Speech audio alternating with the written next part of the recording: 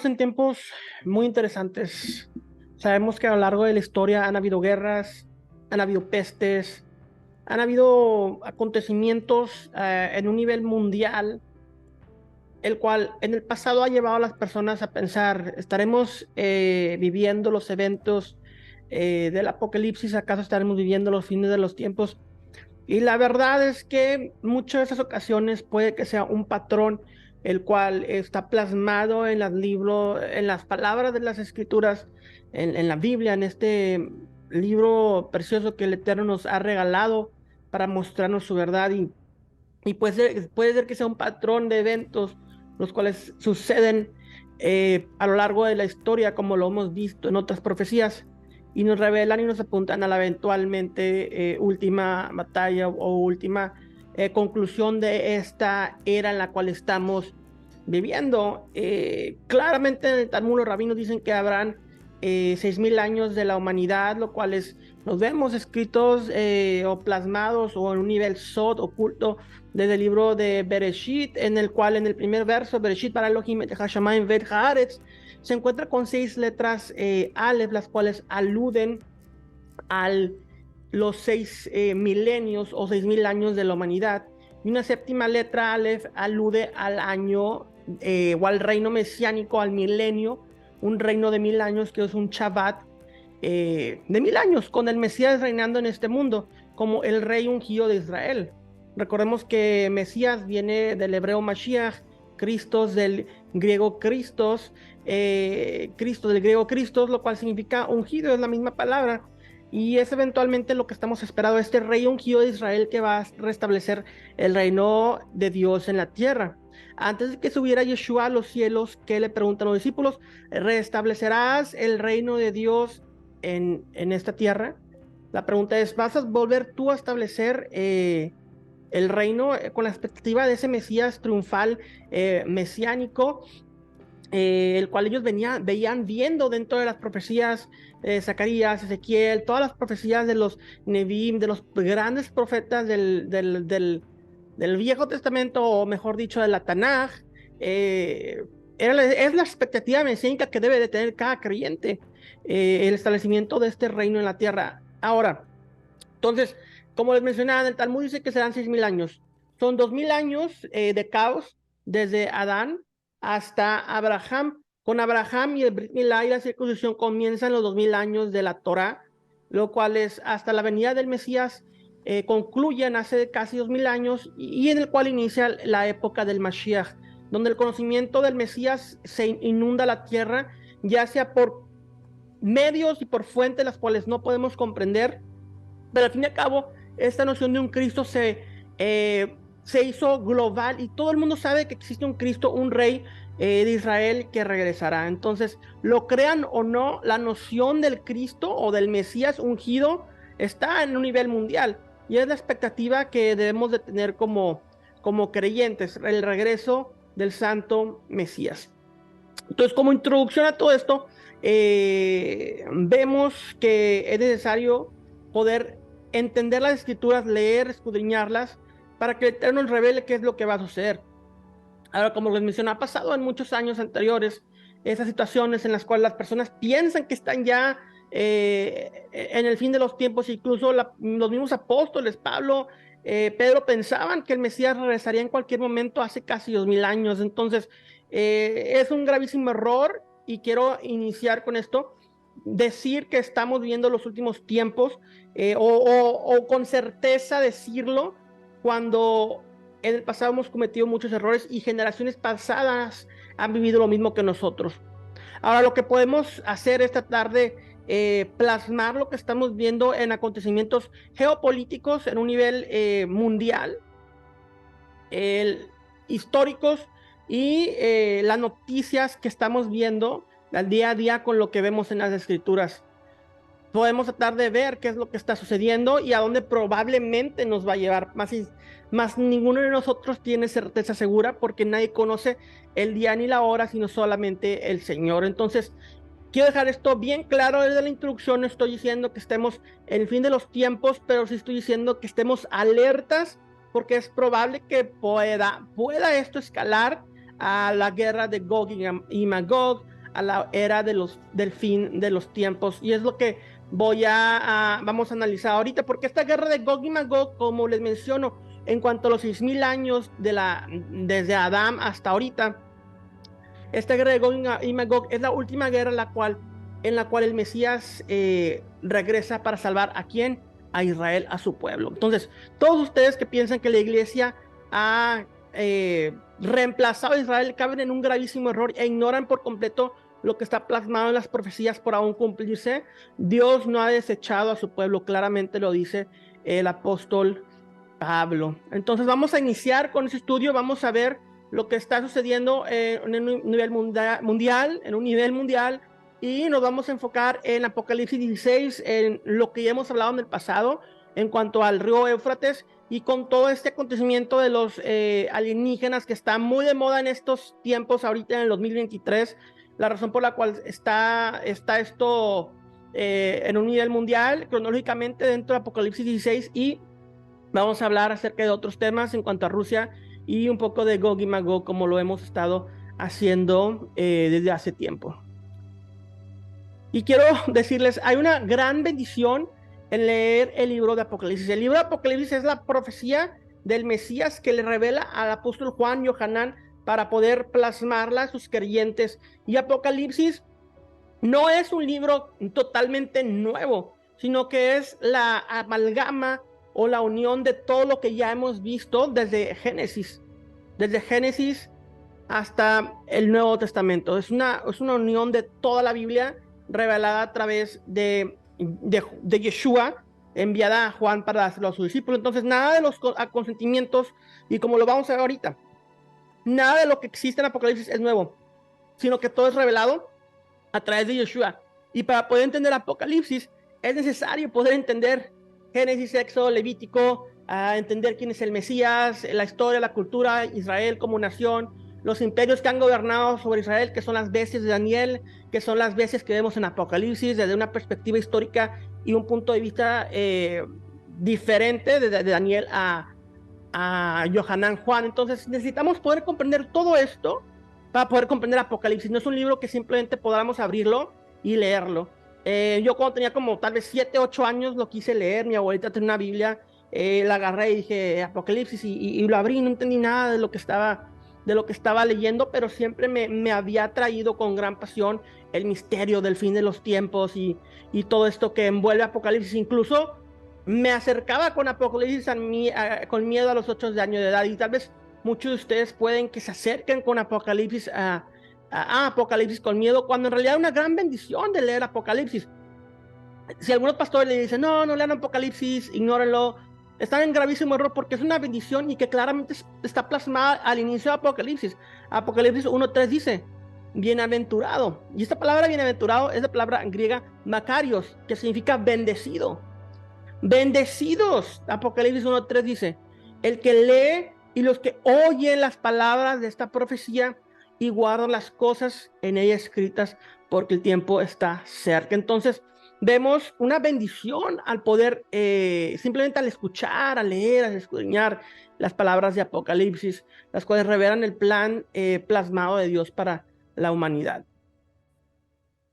Aquí atrás de mí tengo la imagen del río Éufrates, una noticia que ha sido bastante sonada en los meses pasados. Hice un video hablando del río Éufrates y se está secando. Entonces, esto claramente es con donde vamos a iniciar nuestro estudio del día de hoy de Apocalipsis 16, verso 12, donde dice, el sexto ángel derramó su copa sobre el gran río Éufrates y sus aguas se secaron para que fuera preparado el camino para los reyes del oriente. Entonces, una de las noticias más sonadas, como les menciono, es que se está secando el río Éufrates. Y bueno, pues históricamente creo que eso es algo muy importante, y cual vamos a ver un patrón de lo que estamos viendo en las noticias con lo que estamos leyendo verso a verso con esta porción de Apocalipsis 16. Primero se seca el río para darle camino a los reyes del oriente. Entonces, en la tierra de Israel del primer siglo, el oriente, oeste, significa Mesopotamia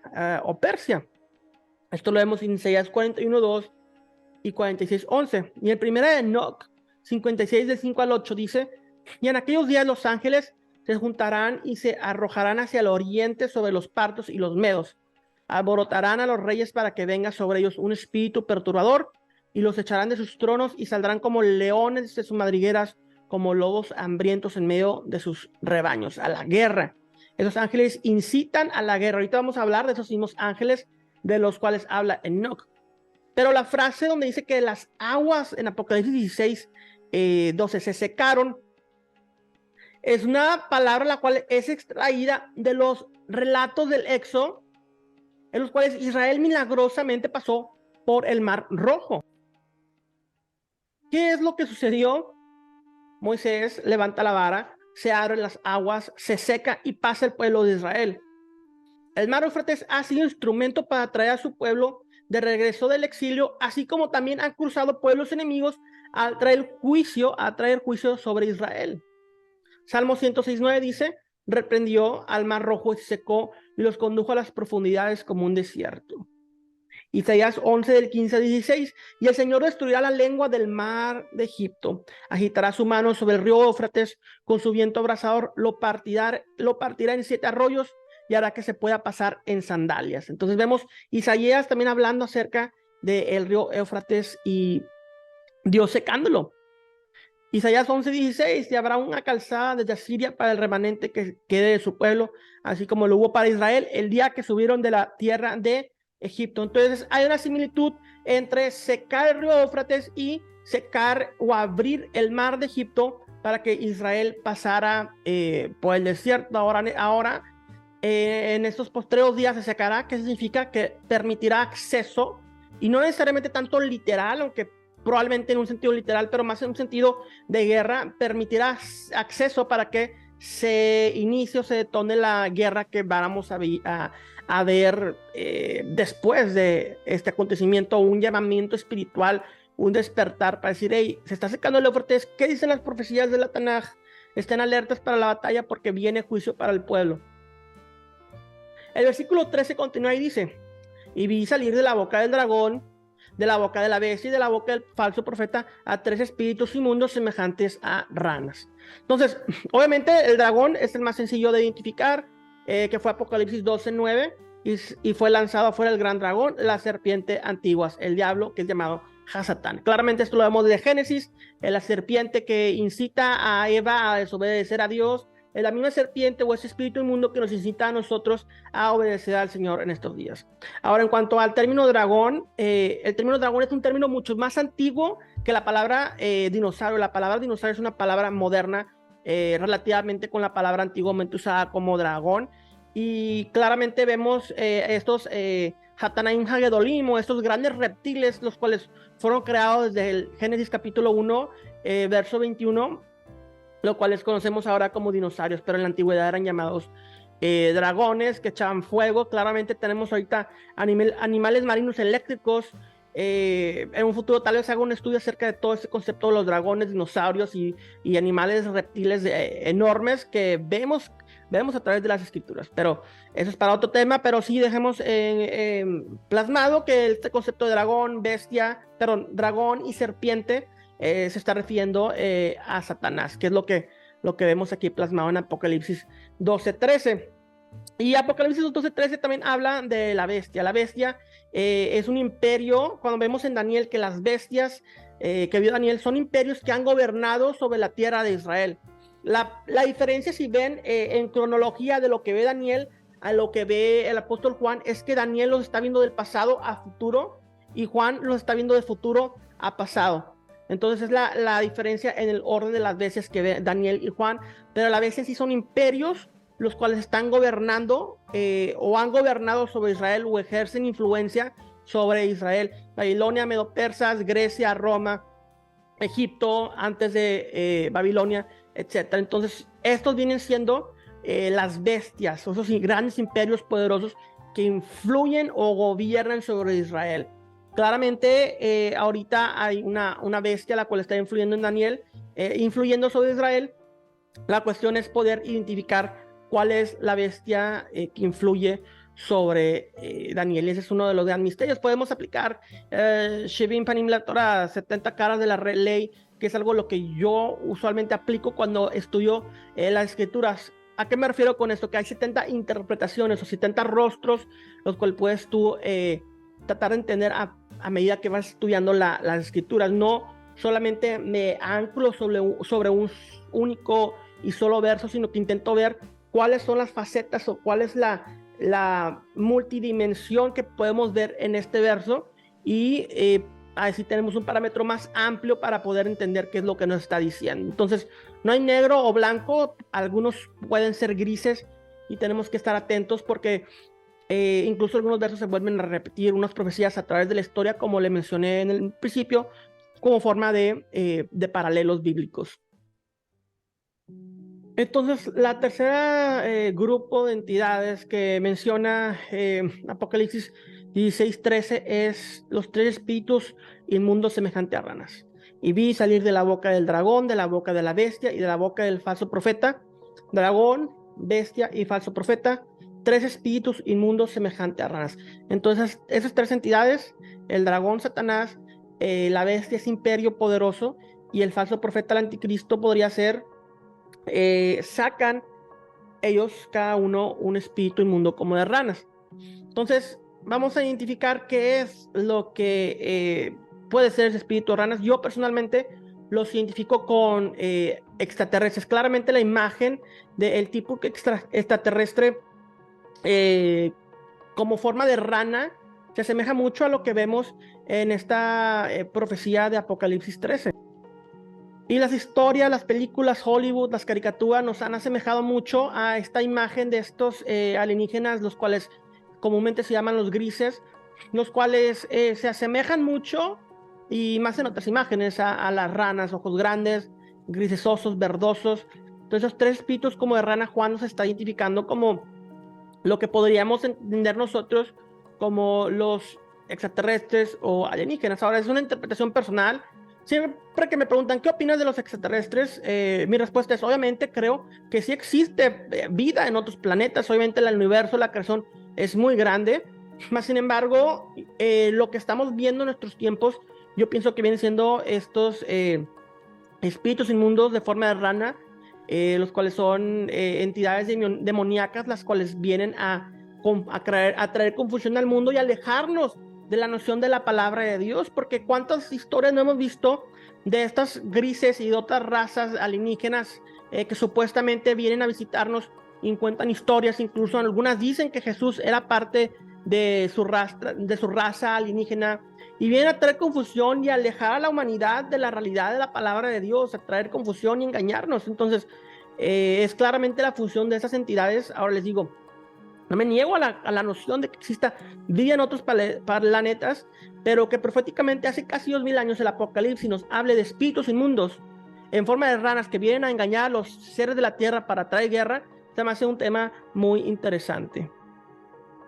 Y más cuando vemos esta similitud entre, como les mencioné, Apocalipsis y estos alienígenas. Ahora, en estos momentos, en el 2023, está muy de moda este concepto que, bueno, esas noticias que hemos visto en Estados Unidos, en China, según objetos voladores, lo cual todo inició con un globo blanco, supuestamente meteorológico chino, que Estados Unidos tumbó, y después de eso salieron con estas, según objetos voladores no identificados en formas de píldoras, que según también tumbaron en Estados Unidos y también en China. Entonces, ya sé que esto es una cortina de humo para ocultar los catástrofes que se han estado dando en Estados Unidos, como la explosión de un tren con químicos tóxicos en Ohio, donde Estados Unidos y el gobierno de este fallido presidente Joe Biden ha bombardeado básicamente de toxicidad a esta ciudad, West Palestine, en Ohio.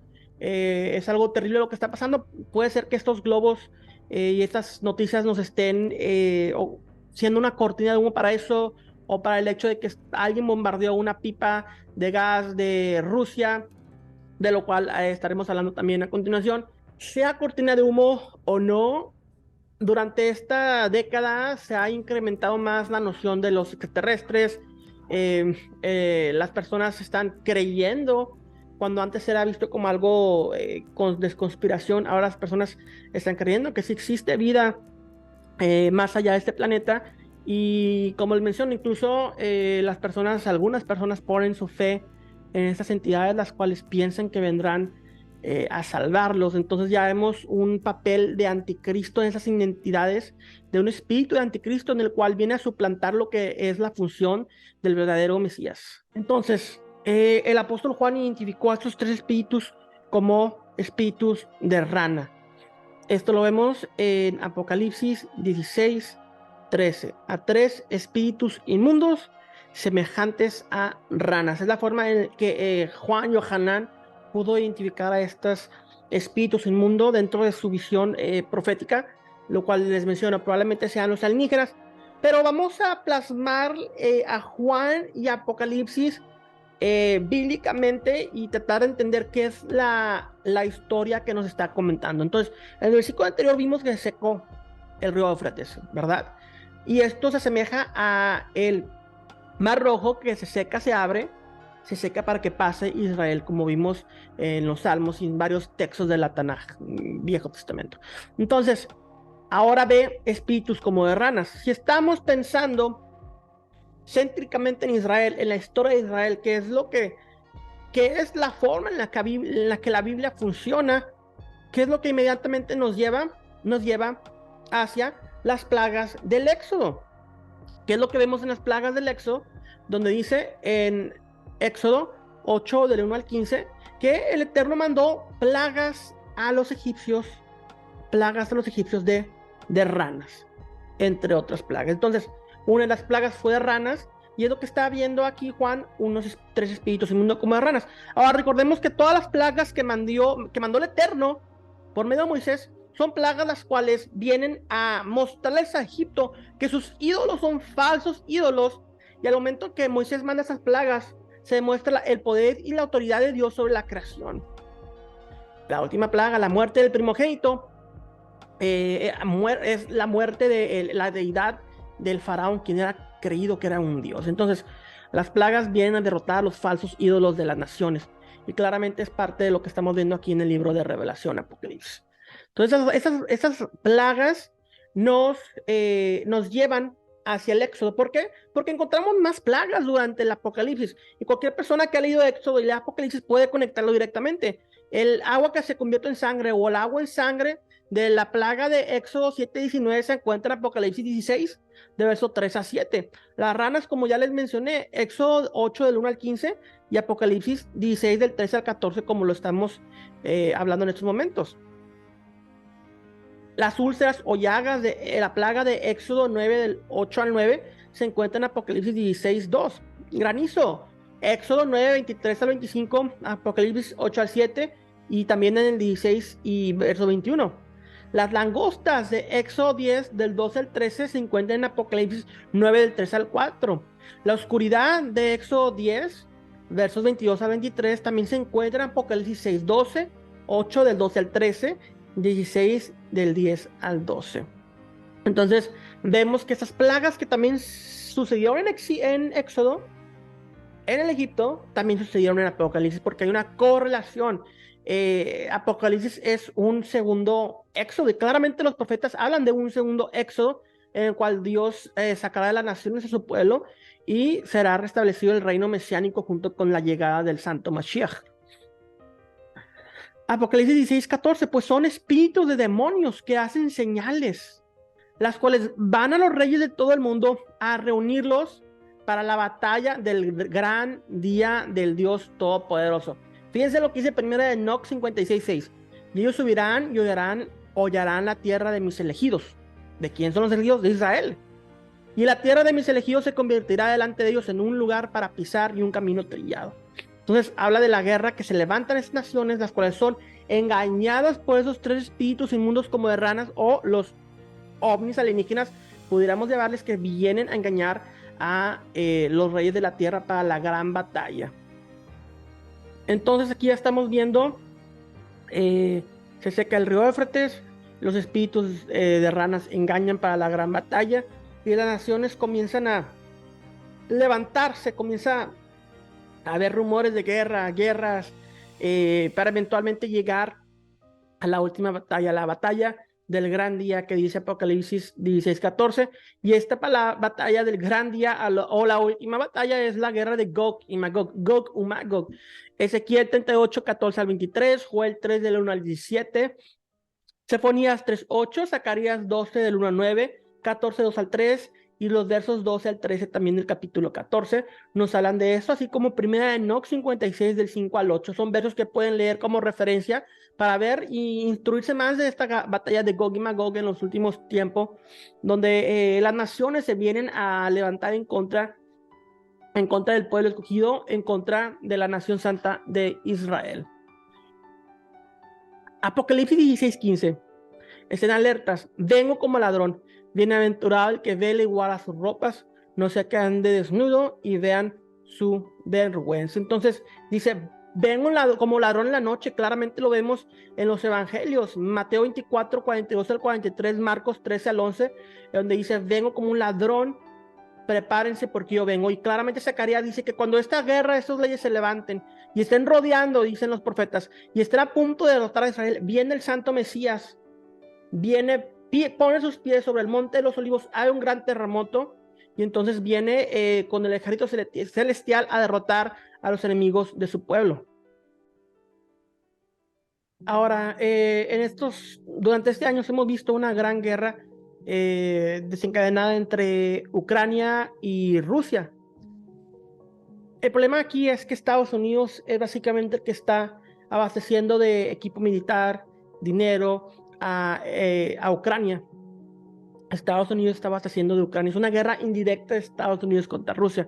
Y al día de hoy, febrero 21 de 2023, Rusia dijo que pausaría el tratado START, el cual habla acerca de las regulaciones para las bombas nucleares. Entonces, si él lo está pausando, ¿qué significa? Que él no está participando dentro de ese tratado, lo cual le permite utilizar bombas nucleares. Ahora estamos entrando en una etapa muy difícil de la historia, en donde estamos probablemente desencadenando todo esto para llegar a la batalla de Gog y Magog. Si esta Rusia, de cual Ezequiel 38 habla, se vuelve en esta gran potencia militar en la cual está dispuesta a dar todo para la guerra y se levanta sus aliados junto con él, China o Irán, el cual es Persia, que también es otro de los jugadores importantes dentro de la profecía de Gog y Magog.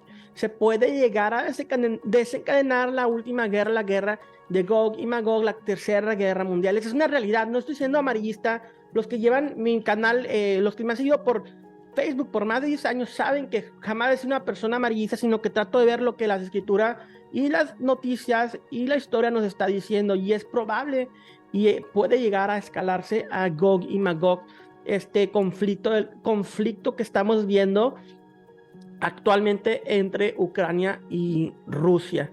Se puede llegar a desencadenar en Gog y Magog. Entonces, es por eso que nos dicen Mesías, prepárense, estén listos porque vengo como ladrón cuando menos ustedes lo esperan.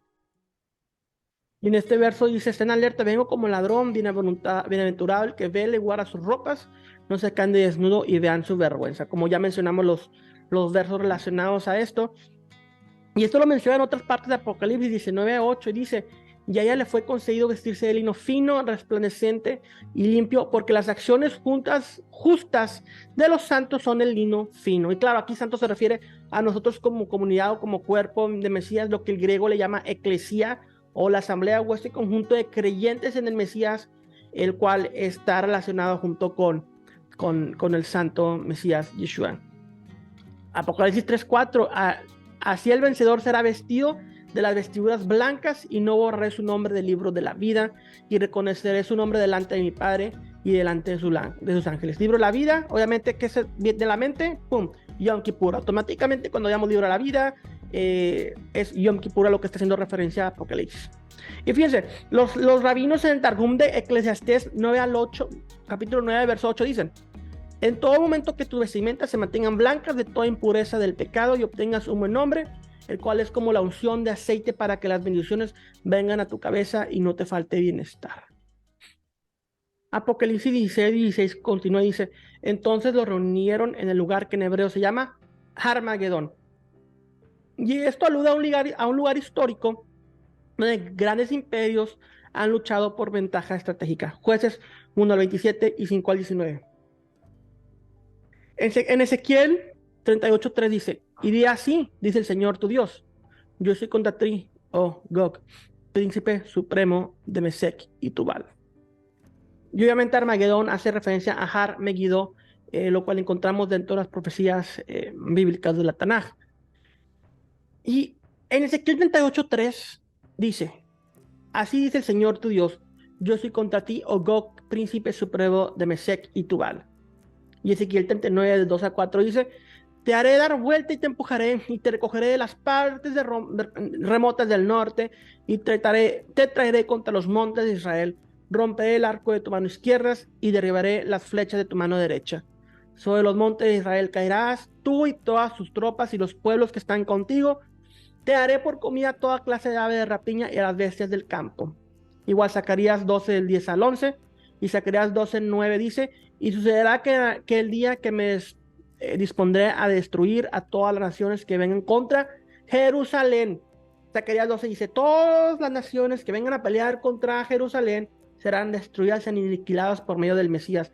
Los daré como ustedes alimento de ave. Está el cuerpo muerto, fallecido, y los aves vienen a alimentarse de esta gran cantidad de personas que van a ser destruidas, exterminadas por el Mesías. Y aquí continúa Zacarías 12 y 10 y habla acerca de la venida del Mesías. Dice, y derramaré sobre la casa de David, sobre los habitantes de Jerusalén, espíritu de gracia y súplica, y me mirarán a mí, a quien han traspasado, y se lamentarán por él, como quien se derrama por un hijo único, y llorarán por él como se llora por un primogénito. En aquel día habrá gran lamentación en Jerusalén, como la lamentación de Hadar Rimón en la llanura de Megiddo. Har Megiddo, Armagedón. De su boca será una espada afilada para herir con ella a las naciones y la regirá con barra de hierro. Él mismo pisa el lagar del vino del furor de la ira del Dios Todopoderoso.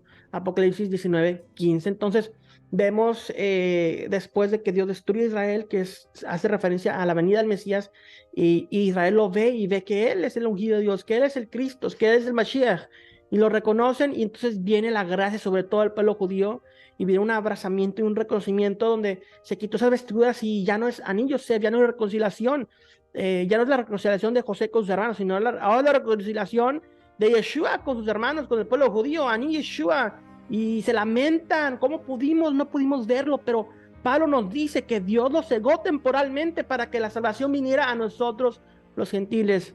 Estamos listos para prepararnos para la guerra de Gog y Magog. Tenemos la armadura de Efesios 6, la cual no es un amuleto, como lo he mencionado, que podamos recitar una y otra vez, sino que es un estilo de vida y un vivir día a día, proclamando, caminando en fe, con la palabra de Dios, predicando el evangelio. Es un estilo de vida. Estamos preparados con la armadura de Dios para la batalla de Gog y Magog. Espero que lo estemos, y si no, aún hay tiempo. Mientras haga vida, hay tiempo. Esperemos el pronto regreso de nuestro Mesías, Yeshua. Shalom, shalom.